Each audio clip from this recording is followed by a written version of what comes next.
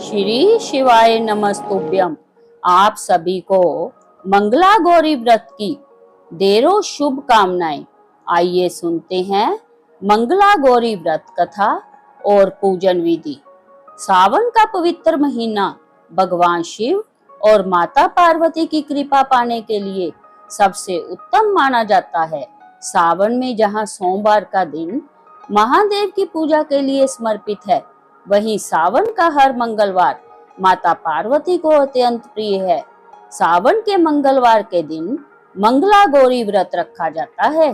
धार्मिक मान्यताओं के अनुसार जो सुहागिन महिलाएं या कुंवारी कन्याएं सावन के पहले मंगला गौरी व्रत पर विधि विधान से पूजा करती है और व्रत कथा सुनती है, उन्हें अखंड सौभाग्य, सुजोग्य वर और वैवाहिक जीवन में सुख समृद्धि का वरदान प्राप्त होता है। पौराणिक कथा के अनुसार प्राचीन काल में धर्मपाल नाम का एक बेहद समृद्ध और दयालु सेठ रहता था। उसके पास धन दौलत की कोई कमी नहीं थी, लेकिन उसकी कोई संतान नहीं थी। सेठ और उसकी पत्नी दिन रात ईश्वर से संतान प्राप्ति की प्रार्थना करते थे। उनकी भक्ति से प्रसन्न होकर भगवान की कृपा से उन्हें एक पुत्र रतन की प्राप्ति हुई, जिसका नाम धर्मदास रखा गया। हालांकि ज्योतिष विद्वानों ने उस बालक की कुंडली देखकर एक दुखद भविष्यवाणी की। उन्होंने बताया कि धर्मदास की आयु अल्प होगी और 16 वर्ष की आयु में सांप के काटने से उसकी मृत्यु हो जाएगी। यह सुनकर धर्मपाल और उनकी पत्नी अत्यंत दुखी हुए, लेकिन उन्होंने ईश्वर पर अपना विश्वास बनाए रखा।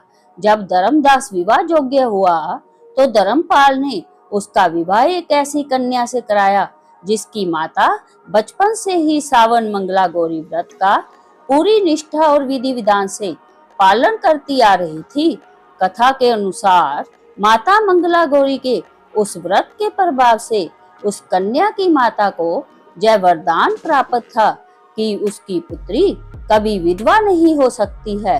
जब धर्मदास की आयु 16 वर्ष हुई तो नीति के अनुसार एक जहरीला नाग उसे डसने के लिए आया, लेकिन मंगला गौरी व्रत के प्रताप और कन्या के माता पिता के पुण्य कर्मों के कारण वह सर्प धर्मदास को कोई नुकसान नहीं पहुंचा सका और उल्टे एक विषहीन जीव में बदल गया। इस तरह माता मंगला गौरी की कृपा से धर्मदास को नया जीवन प्राप्त हुआ और वह अल्पायु के संकट से मुक्त हो गया। धार्मिक मान्यताओं के अनुसार सावन मंगला गौरी व्रत रखने से मृत्यु के डर और पति पर आने वाले हर संकट को दूर कर सकता है। व्रत वाले दिन ब्रह्म मुहूर्त में उठे और स्नान के बाद स्वच्छ या नए वस्त्र पहने। इसके बाद माता मंगला गौरी का ध्यान करते हुए व्रत का संकल्प ले। पूजा स्थान पर एक चौकी रखे, उस पर सफेद या लाल वस्त्र बिछाकर माता मंगला गौरी की प्रतिमा या चित्र स्थापित करें। माता के सामने घी का दीपक जलाएं। परंपरा के अनुसार आटे का दीपक बनाकर उसमें 16 बत्तियां लगाई जाती हैं। इसके बाद माता का ध्यान करें। इसके बाद माता को चंदन, अक्षत, पुष्प, धूप, दीप, नैवेद्य आदि अर्पित कर षोडशोपचार पूजा करें। मंगला गौरी व्रत में 16 संख्या का विशेष महत्व माना गया है, इसलिए माता को 16 मालाएं, 16 लौंग, 16 सुपारी, 16 इलायची, 16 पान, 16 लड्डू, 16 चूड़ियां, सुहाग की सामग्री, फल और मिठाई अर्पित करें।